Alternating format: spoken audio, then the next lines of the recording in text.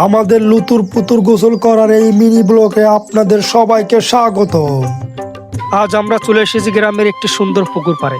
এখানে মাছ চাষ করার জন্য পুকুরে পানি দেওয়া হচ্ছে একটি পাম্প দিয়ে।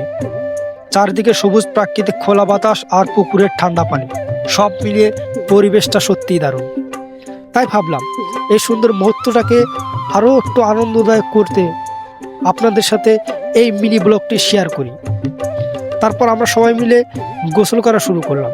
পুকুরের ঠান্ডা পানি আর চারপাশে সুন্দর প্রাকৃতিক পরিবেশ, সব মিলিয়ে মুহূর্তটা হয়ে উঠলো ভীষণ আনন্দদায়ক। হাসি, আনন্দ আর দুষ্টুমিতে পুরো পরিবেশটা জমে উঠলো থমথমে। পানির পাম্প থেকে জোরে জোরে পানি বের হচ্ছিল, আর সেই পানির নিচে বসে গোসল করার মজাটাই ছিল আলাদা, একেবারেই অন্যরকম।